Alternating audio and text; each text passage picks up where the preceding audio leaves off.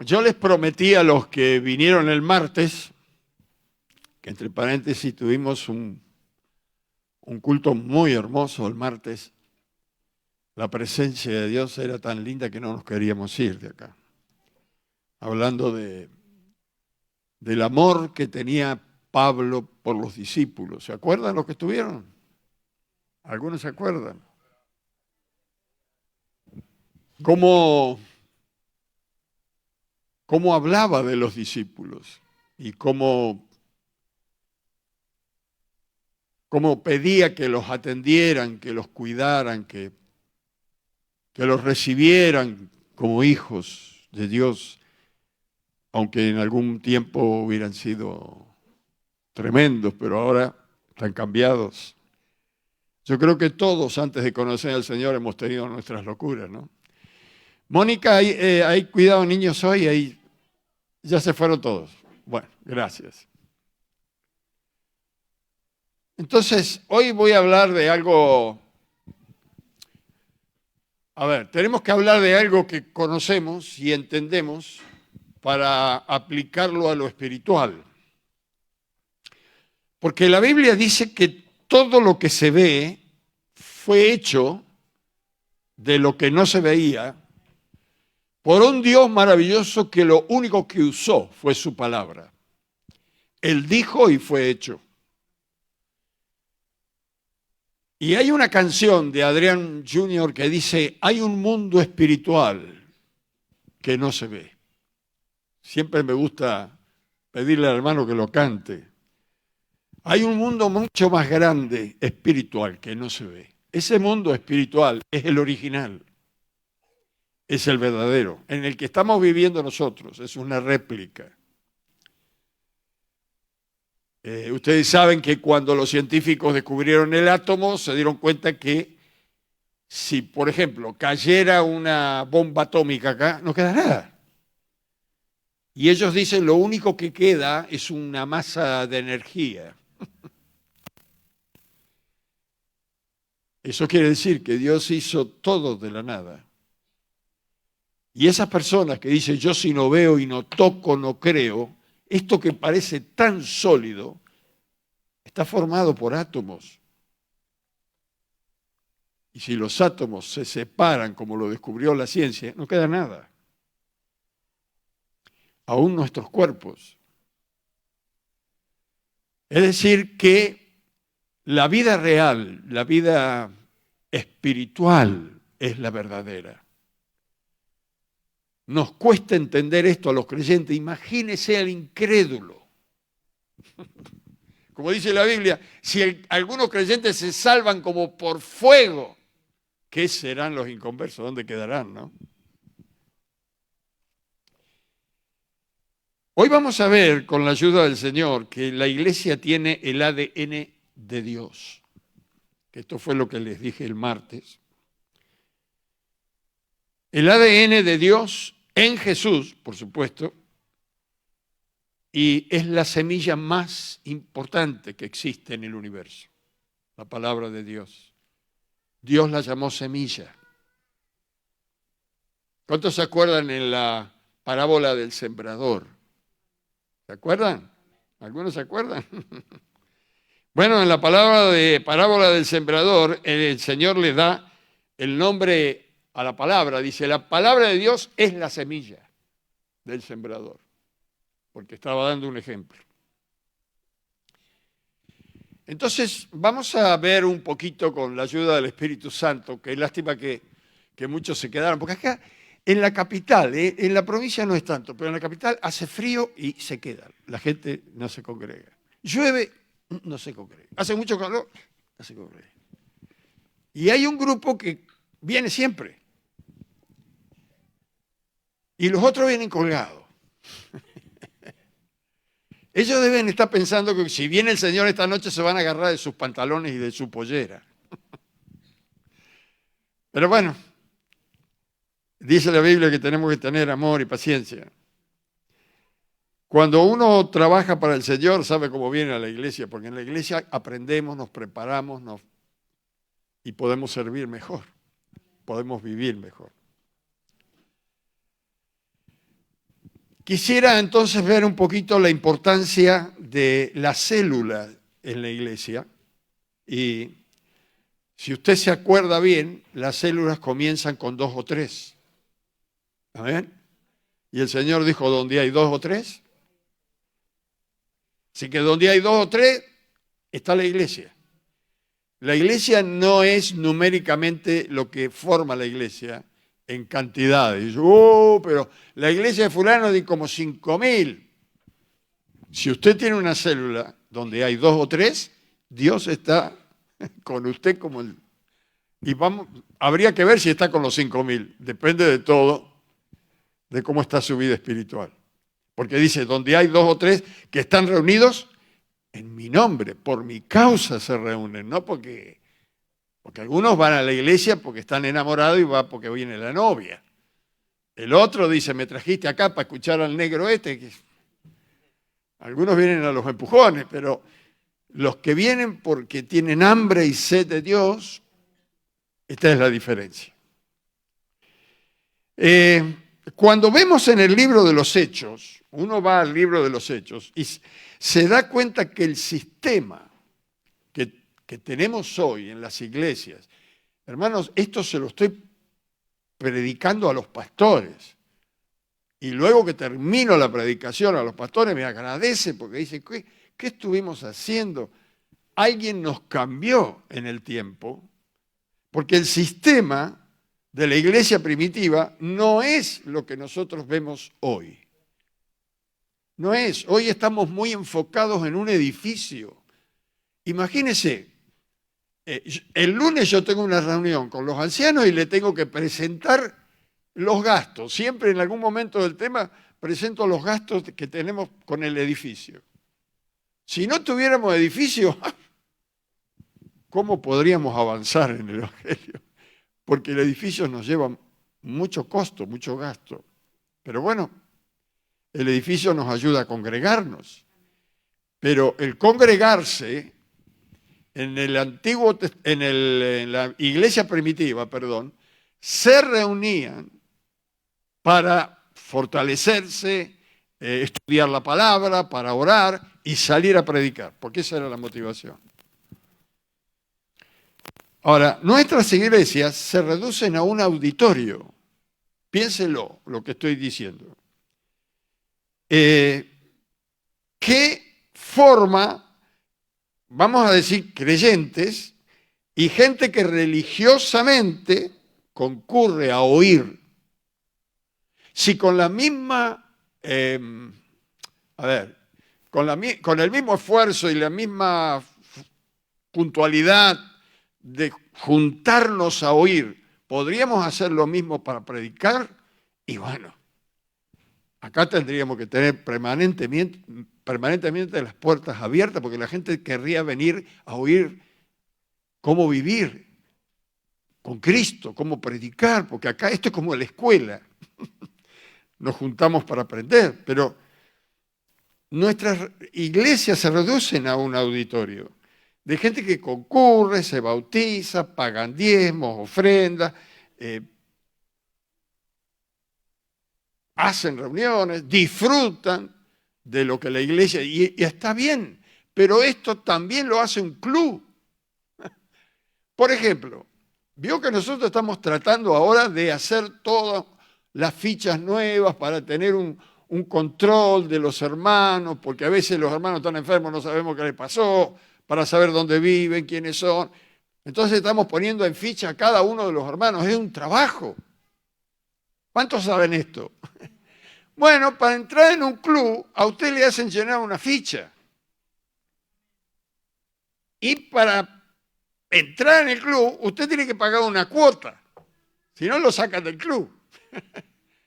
Y después tiene que practicar o recibir los beneficios del club. Más, tiene que concurrir al club, porque si no, lo sacan de la membresía. Así que, si usted piensa un poquito, pareciera que es muy similar a la iglesia.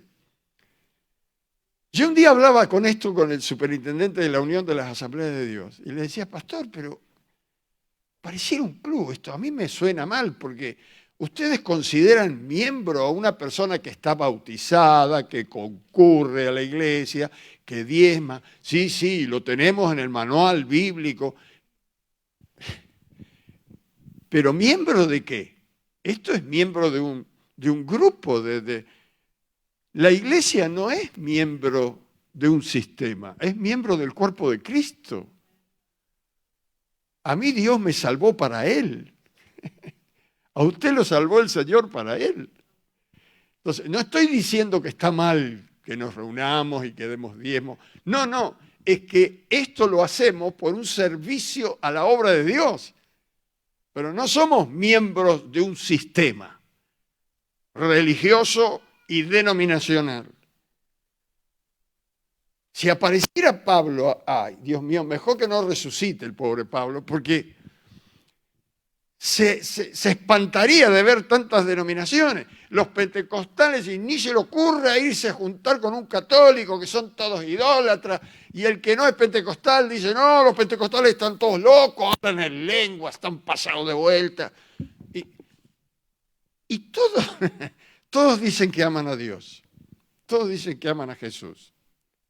Yo me acuerdo hace unos años cantábamos un corito que acá decía, no me importa qué iglesia tú vayas, si detrás del Calvario tú estás, si tu corazón es como el mío, dame la mano y mi hermano será.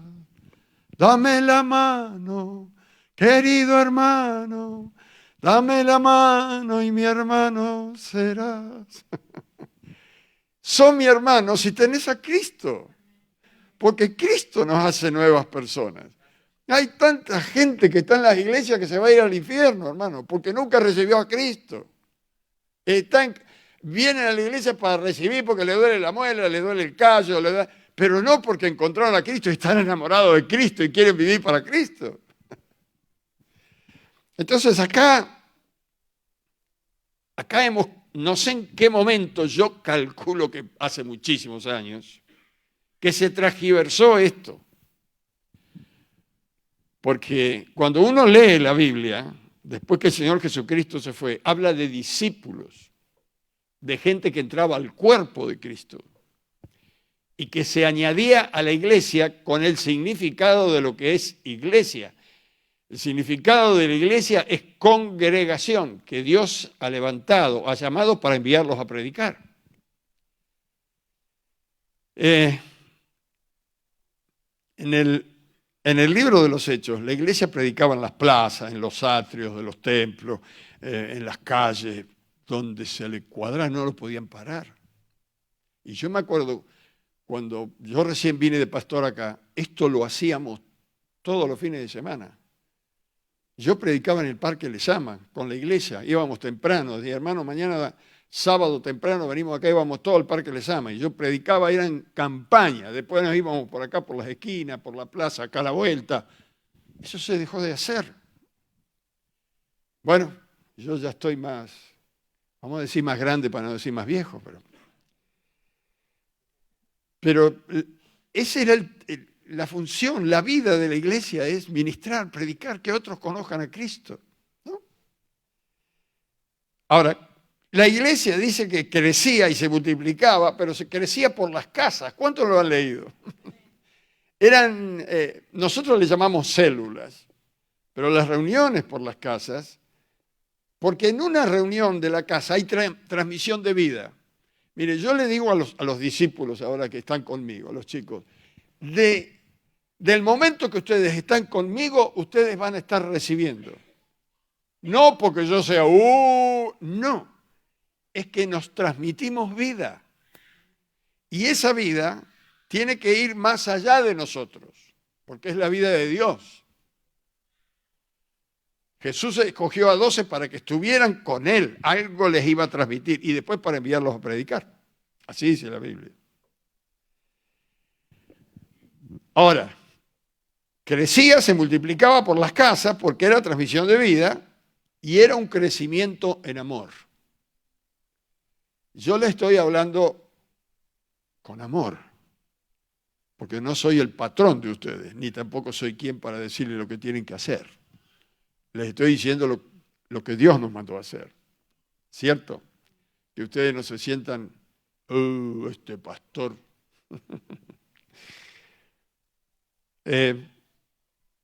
Ahora, la transmisión de vida solamente se logra de mano a mano. Cuando usted se hace amigo, cuando usted le transmite la palabra de Dios, cuando comienza a fluir el Espíritu Santo, la otra persona dice, me encanta estar con usted, porque usted tiene un no sé qué, que qué sé yo. Eso se llama Espíritu Santo. Y uno que no ha hecho ningún esfuerzo porque, nos han temblado las rodillas para hablarle un nuevo, y ya ve con qué disparate me va a salir, pero usted se va a asombrar, la gente está hambrienta de Dios. Lo que pasa es que no le conoce. Y esto se logra en un café, en una casa. Mire, estoy seguro que si usted va a hablar con un vecino, un amigo, y lo invita a la iglesia, le va a poner 5 millones de excusas. Pero si lo invita a tomar un café a su casa, va a ir. Y más si le dice que hay tortita, va a ir. Palabra va, palabra viene, le empezamos a predicar. Es tan difícil esto. Esto es transmisión de vida. Así me convirtieron a mí y mire que yo era difícil, ¿eh? No vamos a volver para atrás. Pero bueno, vamos a entender algunas cosas cuando yo trato de explicarle algo de lo que son las células. No crea que yo soy un biólogo, porque no lo soy un pastor. Voy a hablar primero por lo que dice la Biblia, segundo algunas cosas las sé porque vine del campo, con respecto a las plantas, a las semillas. Nací en un pueblo que estaba prácticamente a 3-4 cuadras tenemos el campo. y lo otro lo bajé de internet, la información de las células. Vamos a ir al Génesis, si ustedes me acompañan, y el tiempo nos ayuda. En Génesis capítulo 1, búsquelo, anótelo. Génesis capítulo 1, versículos 11 y 12. Vamos a tener una pequeña charla de biología. Algunos que han ido al secundario se van a acordar. Esto también lo enseñan en primario. A ver, ¿cuántos fueron a la escuela primaria? ¿Se acuerdan cuando las maestras nos hacían hacer un germinador con un secante mojado y una semillita, un poroto? ¿Cuántos se acuerdan? Y después veíamos cómo el poroto, si lo poníamos al revés, salía la raicita, daba la vuelta y venía para abajo, y aunque estaba al revés, lo que salía para arriba, y lo que salía para abajo, iba para abajo, ¿no? ¿Se acuerdan de esto? Algunos, ¿no? A ver, Génesis 1:11 dice, después dijo Dios, produzca la tierra hierba verde, hierba que dé semilla, árbol de fruto que dé fruto según su género, que su semilla esté en él, sobre la tierra. Y fue así. Y produjo pues la tierra hierba verde, hierba que da semilla, según su naturaleza, y árbol que da fruto, cuya semilla está en él, según su género, y vio Dios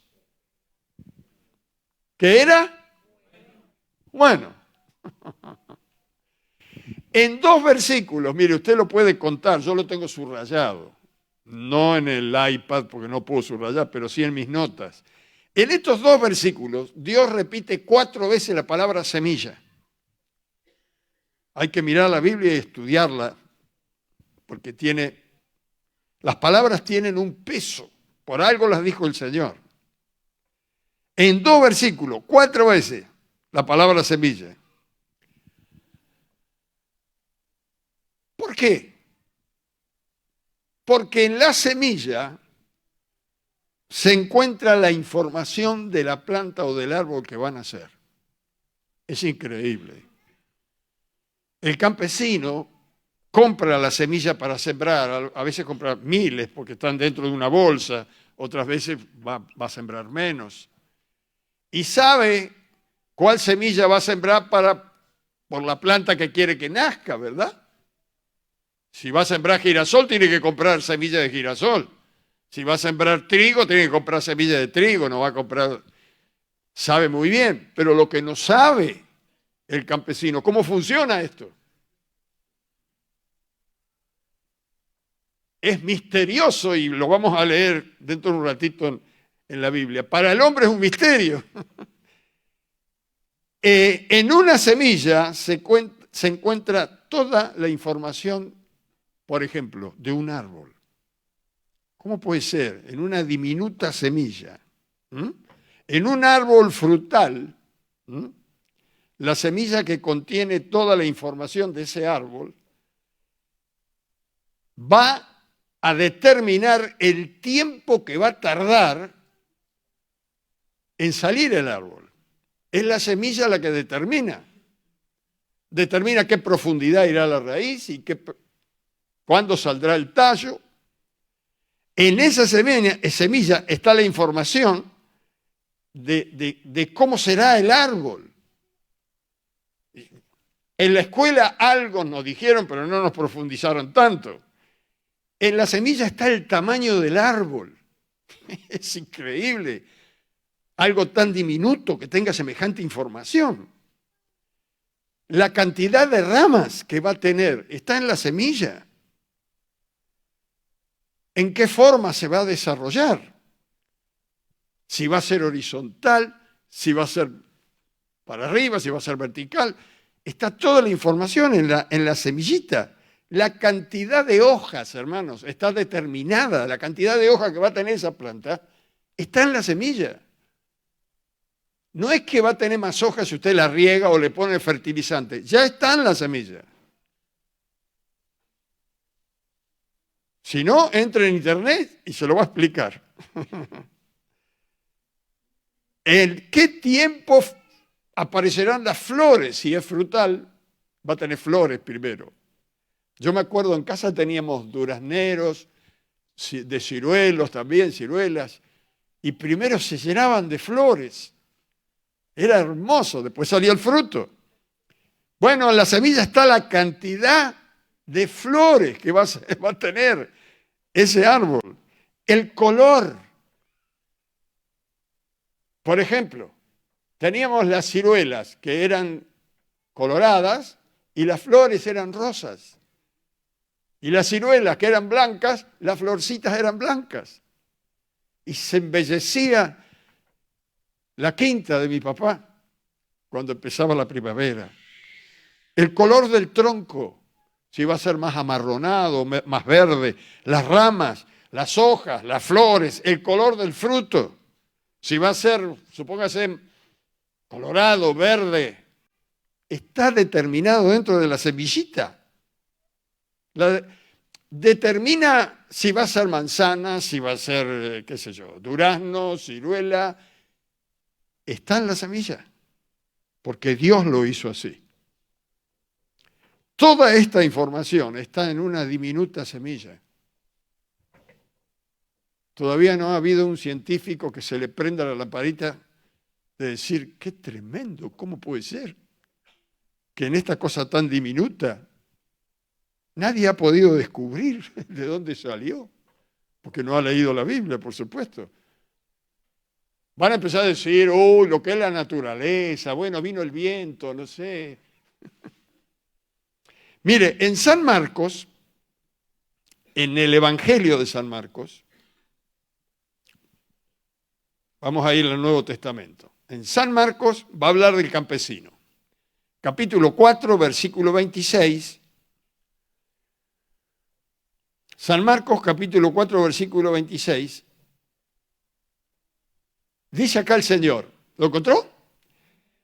Decía además, así es el reino de Dios, como cuando un hombre echa semilla en la tierra y duerme y se levanta de noche y de día y la semilla brota y crece sin que él, el hombre, sepa cómo. Porque de suyo lleva fruto la tierra. primero hierba, luego espiga, después grano, lleno en la espiga, y cuando el fruto está maduro, enseguida se mete la hoz, porque la siega ha llegado. Es decir, lo dice Dios acá. Así es el reino de Dios. Cuando usted habla de la palabra, está dando la semilla de Dios. Y una vez que la da, una vez que siembra la semilla, el campesino dice, se va a dormir, se levanta de noche y de día, al otro día se levanta y duerme, hasta que de pronto la semilla brota, crece, dice, uy, qué lindo, va a ver la plantita. Y ahí empieza a orar el campesino para que llueva a tiempo, para que salga el sol, para que no venga ninguna plaga. Pero lo interesante que yo quería que vieran es que el hombre usa la materia prima de Dios y no se da cuenta que es Dios. ¿Qué va a sembrar el hombre si no tiene una semilla? ¿Quién fue el que creó la semilla? Usted lo leyó conmigo, ¿verdad? Dios a la palabra lo llama semilla. En San Lucas 8:11, en ese versículo, San Lucas 8:11, que es la parábola del sembrador, dice, la semilla es la palabra de Dios. Es el ejemplo que da Jesús. La palabra de Dios es como una semilla de los árboles que tiene vida propia. La palabra de Dios tiene vida propia. Dice Jesús, la palabra que yo os he hablado son espíritu y son vida. No es que usted tiene que esforzarse para ver si la persona cree o no cree. La palabra va a hacer un trabajo ahí, que usted no entiende cómo lo hace. Porque Dios la creó para que dé su fruto. La palabra de Dios, así como la semilla de los árboles, tiene vida propia y produce fruto. En San Juan 6:63, a ver qué puse acá. San Juan 6:63, está largo, este es un capítulo 67, 63. El espíritu es el que da vida. La carne para nada aprovecha. Las palabras que yo os he hablado son espíritu y son vida. Ahí están, yo lo dije de memoria, pero ahí está lo que está diciendo el Señor. Y en Proverbios, para sus notas 4:22, lo puede leer en casa, también habla de la palabra y de la semilla. Proverbios 4:22, después en casa lo ve. Al predicar nosotros la palabra de Dios, hermanos, nosotros parece que estuviéramos hablando con una persona común, siempre hablamos, qué sé yo, al hablar con otra persona parece que no estamos haciendo nada sobrenatural, pero cuando cambiamos el hablar de política, que tiene un espíritu detrás, hablar de fútbol o hablar de, qué sé yo, de comidas o de remedios, cambiamos el tema y comenzamos a hablar la palabra de Dios, la cosa cambia. Porque la palabra que estamos dando no es nuestra. Y sale de nuestro espíritu, donde vive el Espíritu Santo. Y esta tiene fruto. La semilla entra en el corazón de la persona, en la mente. En la parábola del sembrador, Jesús habla de que hay tierra blanda, tierra dura, tierra gredosa, tierra piedras, porque la semilla cayó en la piedra y se perdió, como hablando de los corazones duros. Pero pase el tiempo que pase, dice Isaías 55:11, mi palabra no volverá vacía. Hará todo lo que yo quiera, para eso la envié. Así que usted tiene que estar confiado. Cuando habla con una persona, tiene que saber que aunque la persona diga, no, que yo no quiero saber nada con religión, esto no es religión, le estoy hablando de una persona, de Cristo, y que no, sígale hablando despacito, sígale hablando y la palabra le va a quedar. Y cuando usted se aparta de esa persona, la palabra empieza a echar raíz y a florecer. Usted le agrega un poquito de oración, después lo va a visitar otra vez, dice, ¿cómo anda después de la charla? ¡No! ¿Qué tenés? Sígale hablando. Lárguele otro poquito de semillas. Al final, usted me dice ahora, pero pastor, esto ya lo sabe la iglesia. Sí, sí. Si la iglesia lo supiera realmente, lo practicaría. Si no lo practica es porque no lo sabe. La palabra de Dios es lo más maravilloso que podíamos haber encontrado en la vida. Porque vino y salió del corazón de Dios. En ella, propiamente en ella, no hay salvación, pero ella es la que nos lleva a Cristo. La palabra nos salva, la palabra nos sana, la palabra no libra, es la obra del Espíritu. Fíjese Jesús, escuche, las palabras que yo hablo, no las hablo por mi propia cuenta, está hablando de la palabra. Las palabras que yo hablo, no las hablo por mi propia cuenta. ¿Por qué? Porque son palabras de Dios. Sino que el Padre que mora en mí, Él hace las obras. Acaban dos cosas juntas, la palabra y las obras. Las obras las hace el Espíritu Santo y la palabra se la da al Espíritu. Es maravilloso. Somos instrumentos de Dios y no nos damos cuenta el potencial que tenemos. Cuando usted camina por la calle, no es una persona común. Usted lleva al Hijo de Dios adentro, está lleno de gloria. La Biblia llegó a decir que somos luz para este mundo. Usted dice, pero ¿cómo estoy más opaco que nunca? La gente sabe que nosotros somos distintos. Hay que aprovechar. Más, nos tienen miedo. Si no, haga la prueba. Háblele un poquito de Dios y hágale. Y va a decir, no. La iglesia tiene la palabra de Dios, porque Dios se la dio. Y es la palabra más poderosa que pudiera existir sobre la tierra. Vamos a quedarnos con esto de la semilla de la palabra. Y ahora miremos un poquito el milagro de lo que somos nosotros. Son dos cosas. Tenemos la palabra y ahora vamos a mirar lo que somos. En Génesis, vamos a volver al principio. Génesis, capítulo 1, versículo 26.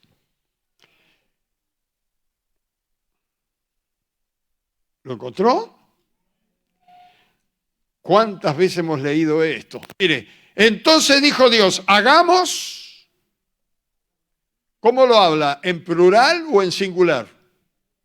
En plural, dice hagamos, Padre, Hijo y Espíritu Santo. Hagamos al hombre a nuestra imagen, conforme a nuestra semejanza, y señoree en los peces del mar, en las aves de los cielos, en las bestias, en toda la tierra, en todo animal que se arrastra sobre la tierra. ¿Dice así? Y en el capítulo 2 de Génesis, no sé si tiene que dar vuelta la hoja o lo tiene en la misma allí, capítulo 2, versículo 7, dice, entonces Jehová Dios formó al hombre del polvo de la tierra, y con eso no terminaba de ser un hombre. Hizo un muñeco, como usted cuando está a la orilla del mar y hace un muñeco en la arena. Hizo un muñeco, pero la diferencia es que dice, entonces Jehová Dios formó el hombre del polvo de la tierra y sopló en su nariz aliento de vida y fue el hombre un ser viviente. Impresionante. Sopló y ese muñeco de barro comenzó a respirar. Piensa un poquito. Los médicos dicen expiró cuando alguien muere. Es decir, largó el aliento que tenía. expiró. ¿Será el aliento de Dios? Le dio aliento de vida y el hombre pasó a ser un ser viviente. Parece tan simple, lo hemos predicado, lo hemos escuchado 5 millones de veces, pero la ciencia ha mostrado que en ese momento ocurrió un tremendo milagro. ¿Quién lo hizo? No lo hizo Menem, como era la propaganda, lo hizo Dios, al crearnos. Por varias décadas, según la información de Internet, calculan que son más o menos unos 30 años para atrás, un poco más, porque cuando se descubrió el genoma eran más o menos, se dio a conocer en el 2000, 30 años para atrás, imagínense. Por varias décadas los científicos estudiaron el sistema molecular del hombre. Escuche, es interesante. Más de 5.000 científicos y con la ayuda del microscopio descubrieron el sistema celular del hombre y de la mujer. Más de 250 laboratorios en varias partes del mundo descubren que el ser humano está compuesto de células. ¿Qué descubrió? ¿O qué se descubrió? Que un hombre de 70 kilos tiene 36 billones de células. Yo tengo 90, estoy pasado. El otro día mi hija Pamela me dijo, papá, ¿de cuántos meses estás? Voy a tener que dejar de cenar, encima mi señora es una buena cocinera. Es un problema. Estoy haciendo pancito, dice. Pero bueno, el hombre, un hombre más o menos normal, no como yo, de 70 kilos, tiene 36 billones de células. Increíble. Y una mujer de 60 kilos, no como usted, 28 billones. Billones, con V de bandera. Vi. Que cada célula es invisible al ojo humano. Piense lo que estoy diciendo. Tan diminuta que hay que verla con un microscopio especial. De esos 36 billones, que yo debo tener como 40 billones, cada célula diminuta, que hay que mirarla con un microscopio, tiene 100.000 genes. Imagínense los científicos descubriendo esto. Se les paraban los pelos. 100.000 genes. ¿Quiénes son los genes? Que están adentro de esa célula que la tienen que mirar con el microscopio. Así que miren, los genes están adentro de esa diminuta. Los genes son agentes inteligentes que transmiten información y determinan nuestros rasgos, características que tenemos de nuestros padres. Interesante. A cada gen, esto fue un trabajo, cuando yo estaba estudiando esto o mirando esto, dije, pobres científicos, cada gen tuvieron que nombrarlos, ponerle un nombre, son 100.000, porque todas las células tienen 100.000, así que hubo que nombrarlos, ponerle un nombre para que no se mezclen. Tuvieron que numerarlos. Y tuvieron que codificarlos. 100.000 que se repiten en 36 millones en cada uno de nosotros. ¿Usted lo puede pensar? A mí la cabeza me explota cuando miro esto. Un trabajo descomunal de años, 30 años. El presidente Bill Clinton dijo, cuando se enteró, ¿no?, Hoy, sin duda alguna, estamos aprendiendo el lenguaje con el que Dios creó la vida. Estamos maravillados y asombrados por la complejidad y la belleza del don divino de Dios, y paró y dijo, la creación del hombre. A mí se me paran los pelos, mire. El doctor y científico Francis Collins, que el otro día estaba hablando con un pastor que tiene su estudio universitario, dijo, sí, sé la historia de Collins. Ateo. Fue uno de los científicos que representaron a los otros y que tuvo que hablar en una conferencia cuando descubrieron el genoma humano delante del presidente Clinton. Este era ateo, y mire lo que dice. Cuando descubrió Collins el genoma humano, dijo, esto no pudo haberse creado solo. Tiene que haber una mente súper inteligente que creó esto. Más, lo dijo ahí en público. Y este ser inteligente, si en algún lado existe, debe querer comunicarse con el hombre. Y se puso a leer la Biblia. Y adivinen quién encontró. Encontró a Cristo. Y dijo, Cristo, a ver, lo tengo anotado acá, Jesucristo es la expresión de la comunicación de Dios con el hombre. Porque el genoma habla más que 1000 palabras de que hay un Dios. Pero eran como 5000 los científicos. Hay muchos que siguieron siendo ateos. Miraron eso y dicen, lo que es la naturaleza. Sigamos, está muy interesante esto. La célula mayor que encontraron los científicos es el óvulo de la mujer. Siempre sigue siendo microscópica. Y la célula más pequeña es el espermatozoide del hombre. Las dos son microscópicas. Y al unirse, cada una aporta información por sus genes. Son dos células. Bueno, más adelante lo voy a leer acá. Cada una aporta información por sus genes, de forma que el bebé que va a formarse en el vientre de la mamá sabe el tamaño.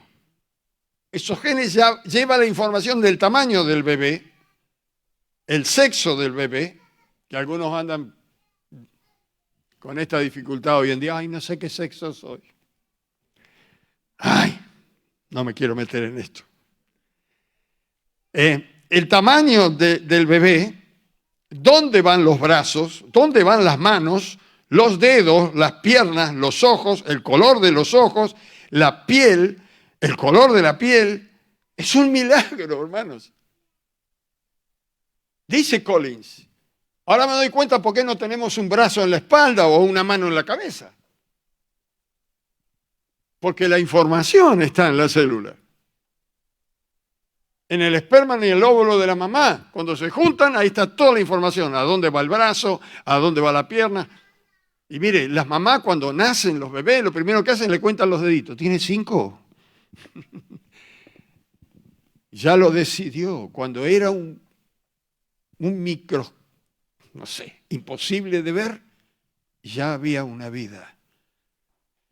Y esta gente malvada están diciendo que no se sabe para apoyar el aborto. Del momento que se une el esperma del hombre con el óvulo de la mujer, ya hay una vida. Y me da no sé qué, pero 39 millones de espermas, dice el médico, en una eyaculación del hombre. 39 millones. Por eso dicen los médicos, es casi imposible que la mujer no quede embarazada. En cada eyaculación, 39 millones. Increíble.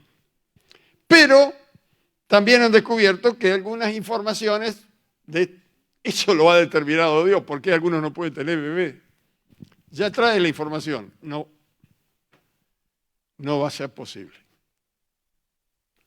Interesante, ¿no? Pero vamos a dejarlo ahí.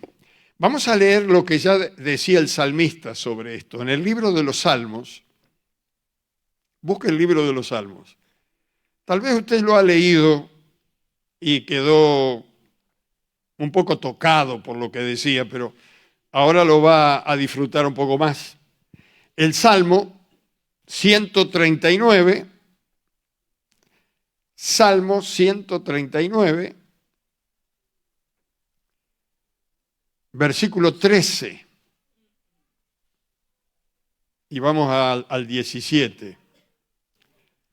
Salmo 139, versículo 13, dice, porque tú formaste mis entrañas, tú me hiciste en el vientre de mi madre.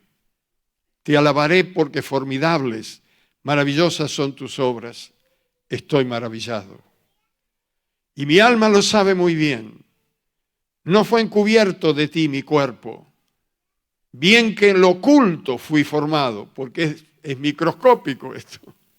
Y entretejido en lo más profundo de la tierra. Mi embrión vieron tus ojos, como diciendo, ya la célula mía te conocían. Y en tu libro estaba escrita todo aquello, estas cosas, en el libro de Dios, que fueron luego formadas cuando el hombre fue formado, sin faltar una de ellas.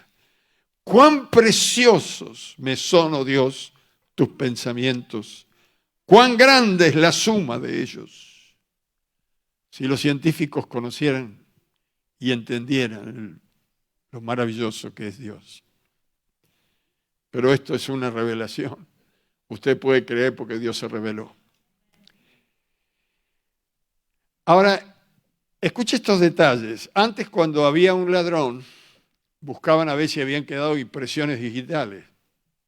Ahora ya no es tan importante la impresión digital, que las impresiones digitales que tenemos en los dedos son todas individuales. Cada uno tiene una impresión distinta al otro. Pero ahora, en un cabello están todas nuestras células y genes. Lo descubrieron ahora. 100.000 genes en un cabello. Por eso cuando la policía hay un crimen, buscan detalles. Si hay un pelo, lo juntan con mucho detalle, lo meten en una bolsita. Y después lo analizan y saben de quién es el pelo. Increíble, yo veo un pelo y ¿sabe qué? Un pelo en la sopa. Un pedacito de piel. Una gota de sangre que cayó, ahí están las células del que metió la pata. La saliva, una gotita de saliva, 100.000 genes. Claro, volvemos a decir, esto es microscópico. Cada uno de nosotros tenemos un ADN distinto. Esto va fuera de la razón, mire. ¿Cómo pudo ser esto? Somos 8.000 millones de habitantes que caminan sobre la Tierra. Hay que multiplicarlo por 36 millones de cada uno de nosotros. ¿Cómo hizo Dios todo esto? Porque cada uno de nosotros tenemos células distintas. El ADN de cada uno de los hombres es distinto, de la mujer, del hombre. Ahora, lo más impresionante fue lo que descubrió el científico hebreo Yesaseba. Tiene un nombre medio... El apellido es Rubinstein. En 1986, estudiando las células en 18.000 tejidos de hígado, de riñones, los músculos y el ojo humano, ¿qué descubrió? Este tenía ya un microscopio de última generación, porque dice el microscopio digital moderno puede agrandar 1.000.000 de veces cada cosa que se mira. Y tiene un software, un programa que le hablan a la máquina y la máquina le explica. Ahora ya el científico no tiene que mirar por un cosito así, como lo vemos a veces en las películas, que lo mira por una lente. Ahora tiene una pantalla que ve las cosas en pantalla y el microscopio está mirando allá y lo transmite en una pantalla. Y entonces el científico habla con el software, con la máquina y le pregunta, y mire lo que pasó acá. Puede agrandar 1.000.000 de veces lo que está viendo. Al mirar dentro de una célula con 100.000 genes dentro, le hizo una pregunta el judío Rubinstein, el científico, al programa. ¿Cómo se mantienen unidas las células? Si son 100.000, ¿cómo se mantienen? La máquina contestó a través de 4 químicos con las siglas A, T, T de tilo, C de casa, G de gato. Entonces dice, la A tiene 10 ácidos que hacen un puente de comunicación. La T tiene 5 ácidos que hacen otro puente de comunicación. La C de casa tiene 6 ácidos que hacen puentes para la comunicación. Y la G de gato tiene 5 ácidos que hacen puentes de comunicación. Todo eso en una célula, los 100.000 genes. Estos ácidos sulfúricos mantienen en unidad y ministración la célula. Quiere decir que la célula se ministra sola. Tiene vida propia.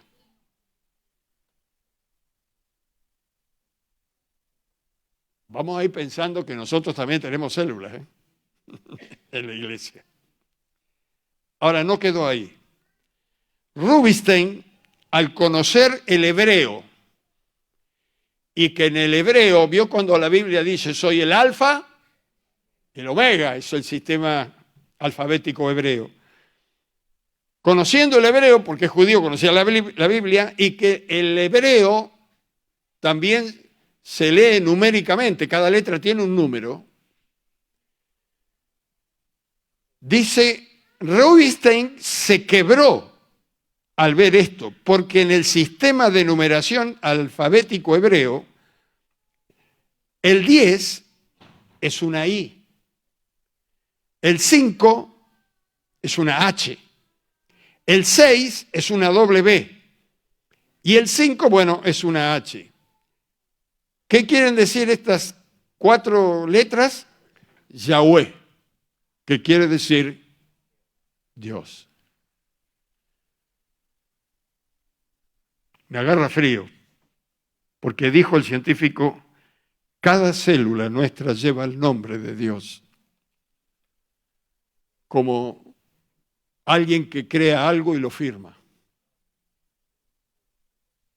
Es impresionante, hermano. Esto está usted busca en el internet y pone judío que descubrió que el nombre de Dios está en la célula y mire, le va a llover la información.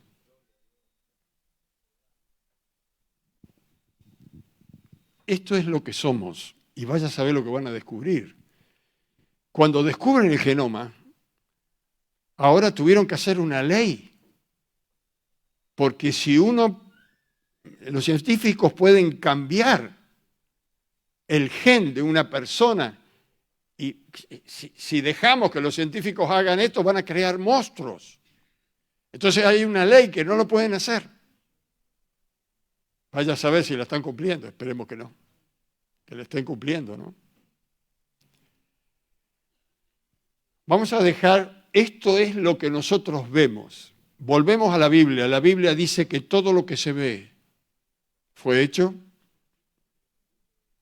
de lo que no se veía. Quiere decir que todo lo que se ve se repite en mayor escala en el cielo y en profundidad, porque la vida espiritual es real. Cuando Jesús resucitó, tenía un ADN distinto. Pasaba la pared, aparecía, desaparecía. Ahora, ese Jesús entró en nuestro espíritu Cuando nosotros invitamos a Jesús, ahora lo podemos magnificar, podemos ponerlo en práctica. Nosotros lo que hacemos es, sí, yo acepto. Usted le dice a una persona, ¿usted quiere recibir a Jesús? Ay, sí, ¿qué hay que hacer? Bueno, vamos a orar, usted abra su corazón. Si la persona lo dice con alma y lo recibe a Jesús, ¿qué le parece que entra en el espíritu de la persona? Entra Jesús.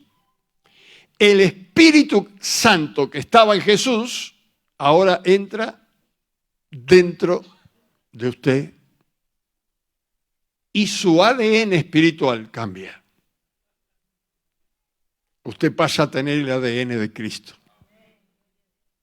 Mamita querida, ese ADN que estos pobres científicos lo único que pueden entender es lo que ven, pero la fe es la certeza de lo que no se ve, la convicción de lo que no se ve y la certeza de lo que se espera. Cuando Jesús dice, los tomaré a mí mismo, y Pablo dice, seremos transformados en el aire, la parte del ADN espiritual tomará dominio sobre el ADN natural que ha sido tomado del espiritual y nuestro cuerpo será glorificado. Ahora, más allá de eso, cada creyente es una célula viva. Cada creyente lleva el nombre de Dios en su carne. Y el que recibe a Cristo lo lleva en la carne y en el espíritu. Es maravilloso.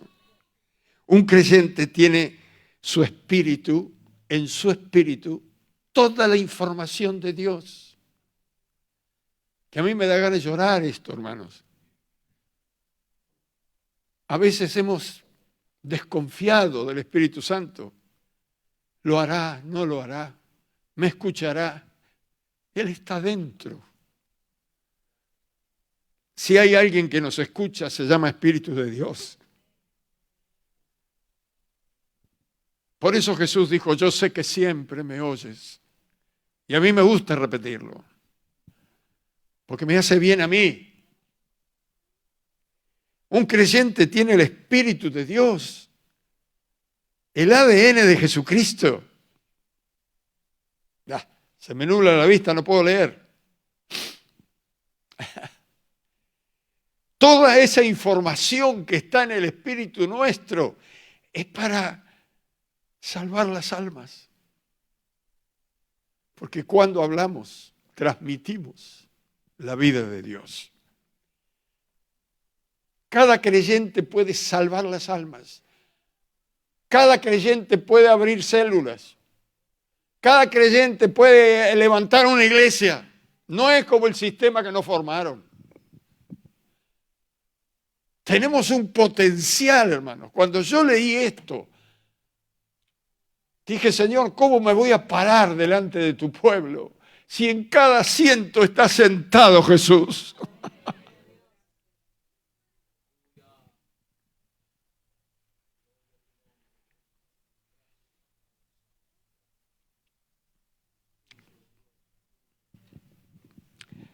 El clericalismo denominacional nos ató.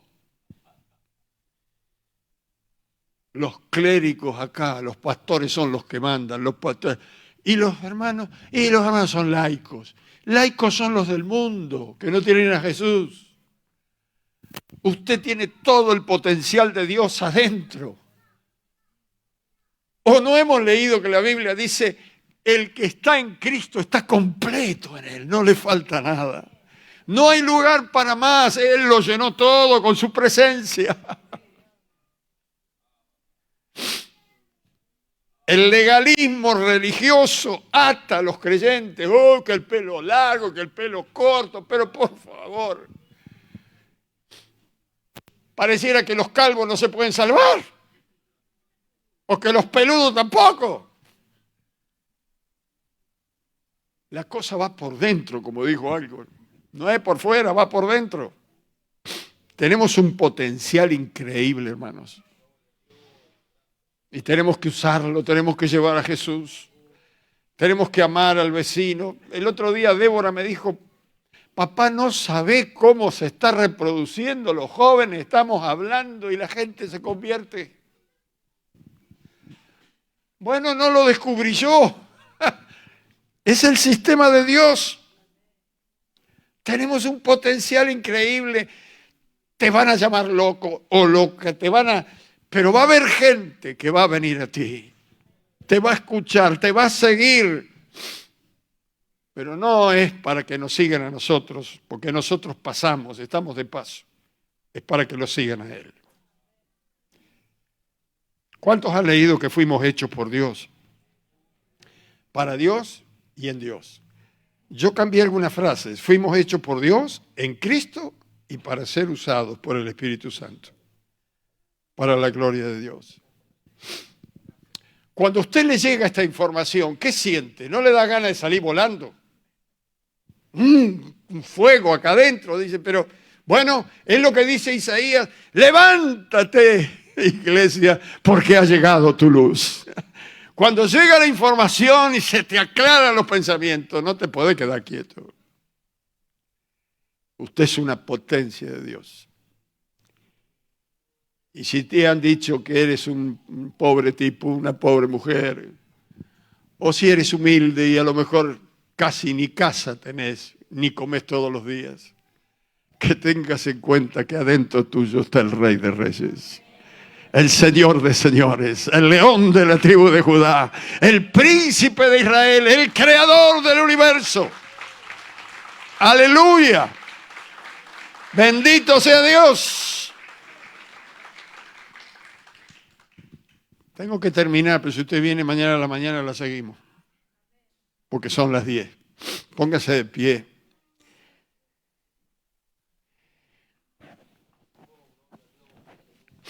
Maravilloso Señor, no nos alcanza el tiempo para mirar tu grandeza, las maravillas que tú has hecho.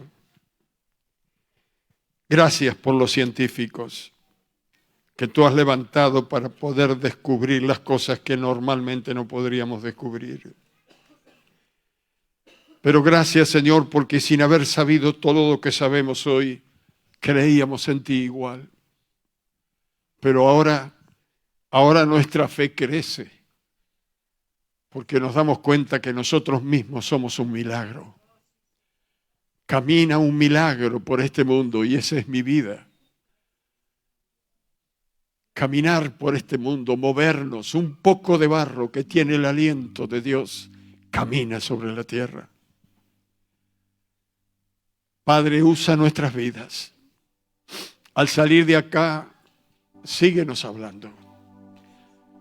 Y quita de nuestra carne todo temor, porque no hemos recibido el espíritu de temor, sino que hemos recibido el espíritu de fe, de poder y de dominio propio, que es el Espíritu Santo. Ayúdanos a hablar con el vecino, con el amigo, con el compañero, con el señor que vende, el carnicero, el panadero, el almacenero. Y también con el profesional. ¿Por qué no, Señor? Usa nuestra pobre vida, que cuanto más te conoce, más se quiebra al saber de tu poder. Gracias por tu amor inconmensurable, Señor, inconmensurable. Es tan maravillosa tu obra que no lo puedo entender.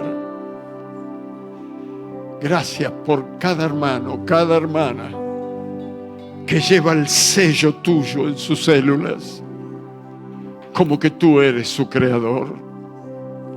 Pero sobre todas las cosas, cada uno lleva las arras del Espíritu, lleva tu presencia en sus corazones.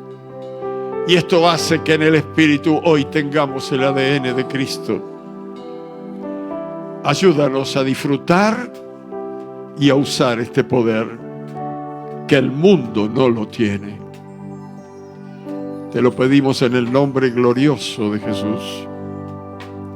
Amén, amén y amén. Amén. Mañana a la mañana vamos a orar por las necesidades. ¿Sí? Hoy se me fue la hora, pero creo que fue muy bueno aprender algunas cosas. Salude a su hermano y oiga, más que nunca, sepa que su hermano tiene el ADN de Dios.